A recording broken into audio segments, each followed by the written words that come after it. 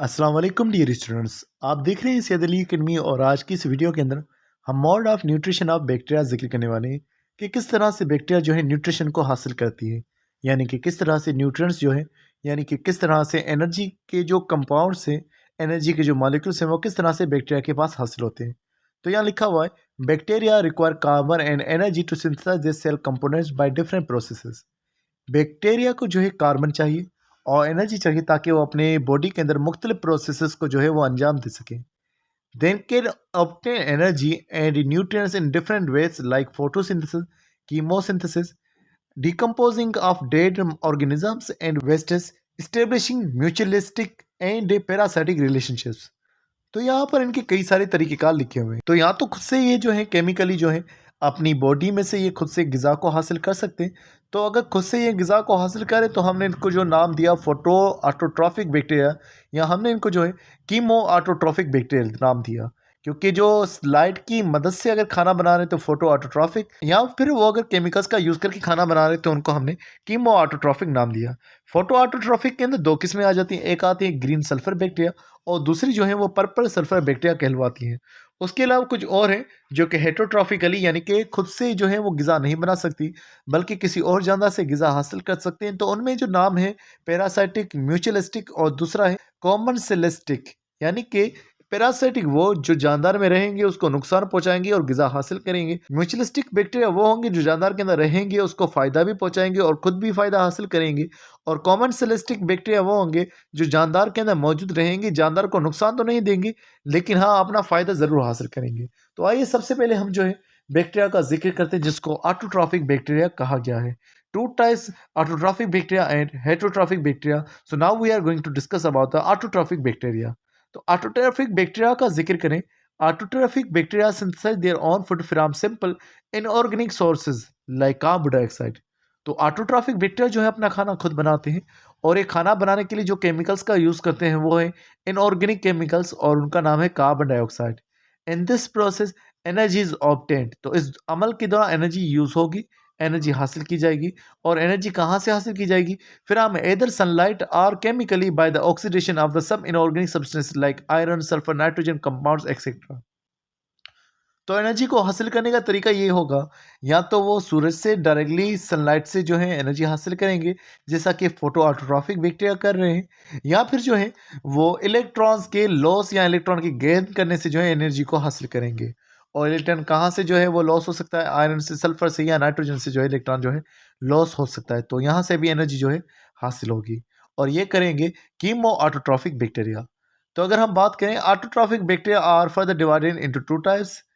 तो दो किस्में में इनको डिवाइड किया गया है। सबसे पहले हम जिक्र करने वाले हैं फोटो ऑटोट्रॉफिक बैक्टीरिया का।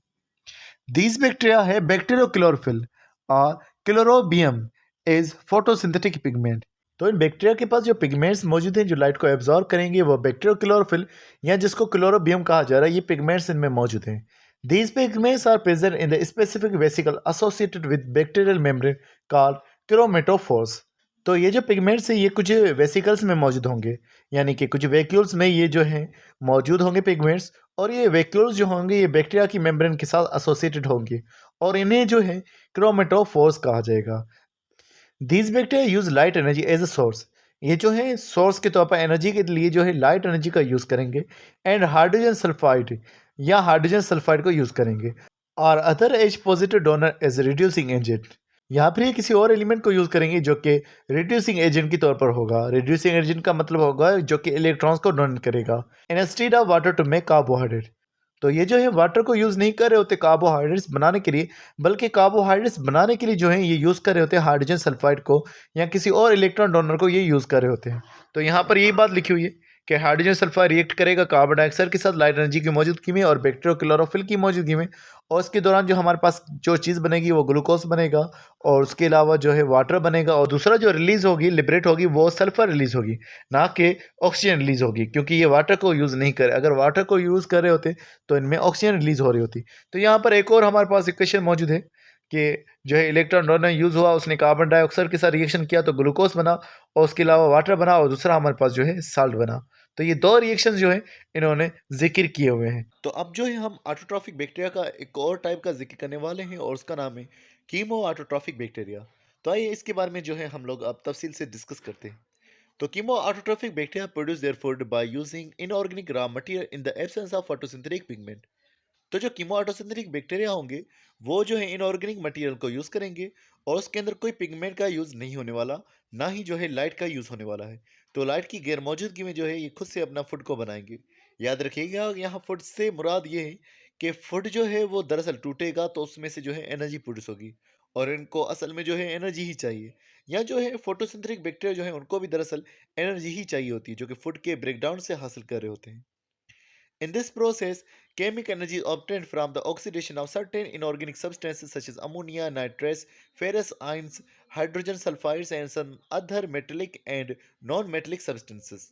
तो इस प्रोसेस के अंदर जो है एनर्जी को हासिल किया जाएगा। केमिकल एनर्जी को इस तरह से हासिल किया जाएगा कि जो इनऑर्गेनिक सब्सटेंसेस होंगे जैसे कि अमोनिया हो गया, नाइट्रेट्स हो गया, फेरस आयंस हो गया, हाइड्रोजन सल्फाइड्स हो गया, या कुछ मेटेलिक और नॉन मेटेलिक सब्सटेंसेस हो गए, इनमें से कुछ इलेक्ट्रॉन लॉस होंगे तो फिर जो है एनर्जी को हासिल किया जाएगा। उसके अलावा अगर हम देखें in this reaction chemical bonds are broken to release energy. Chemical bonds भी टूटे जाएंगे ताकि एनर्जी को हासिल किया जा सके, which is used to drive the synthetic process of the cell. और फिर इस एनर्जी का यूज किया जाएगा ताकि सेल की जो मुख्तलिफ प्रोसेसेस हैं उनको अंजाम दिया जा सके। These are again divided into following types. इनको अलग अलग टाइप्स में हमने जो है फिर डिवाइड किया हुआ है। जैसे कुछ बैक्टीरिया हैं जो सल्फर को यूज कर रही हैं तो उनको हम सल्फर बैक्टीरिया कहेंगे। These type of bacteria oxidize elemental sulfur or hydrogen sulfide and resulfuric acid or sulfur। तो जो ये हमारे पास सल्फर बैक्टीरिया हैं जिनको सल्फोमोनास कहा जा रहा है, या तो ये सल्फर को यूज़ करेंगी या जो है हाइड्रोजन सल्फाइड को यूज़ करेंगी यानी कि H2S को यूज़ करेंगी। और जैसे कि यहाँ पर लिखा हुआ है, सल्फर रिएक्शन कर रहा है वाटर के साथ, ऑक्सीजन के साथ, और बन रहा है हमारे पास वाटर, सल्फर रिलीज हो रही है और साथ में जो है हमारे पास बन रही है एनर्जी।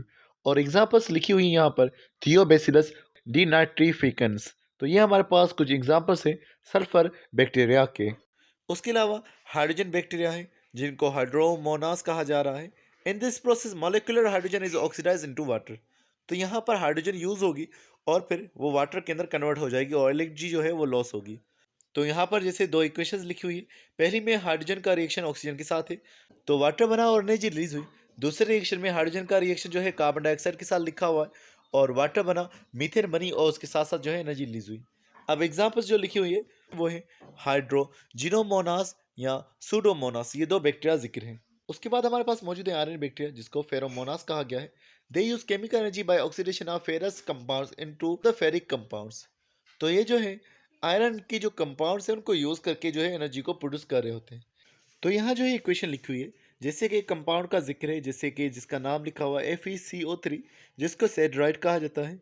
जब ये सेड्राइड रिएक्शन करेगा वाटर के साथ और ऑक्सीजन के साथ में तो बनेगा आयरन हाइड्रोक्साइड, और उसके अलावा कार्बन डाइऑक्साइड बनेगा और उसके अलावा जो है एनर्जी रिलीज होगी।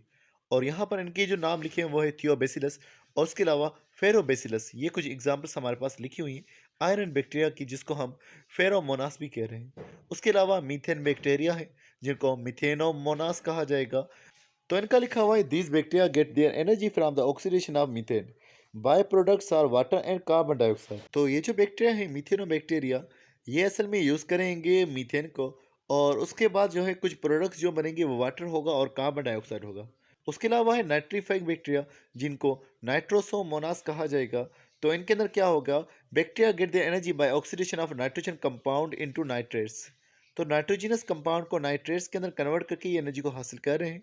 नाइट्रेट्स वो होते हैं जिन पर जो है ऑक्सीजन 3 मौजूद होते हैं। तो यहाँ लिखा हुआ NO2 जो है वो रिएक्शन कर रहा है ऑक्सीजन के साथ में और नाइट्रेट्स बन रहे हैं और एनर्जी प्रोड्यूस हो रही है। तो यहाँ नाम लिखे हुए नाइट्रोबैक्टर और दूसरा लिखा हुआ है नाइट्रोसोमोनास। उसके अलावा हमारे पास लास्ट में मौजूद है कार्बन बैक्टीरिया। तो यहाँ लिखा हुआ है this type of bacteria oxidize carbon monoxide into carbon dioxide.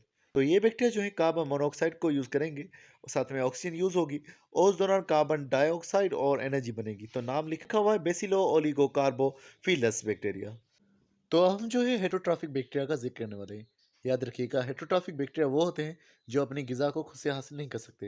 Heterotrophic bacteria do not have photosynthetic pigments and are not capable of synthesizing their own food from organic और inorganic compounds. There are of 3 types.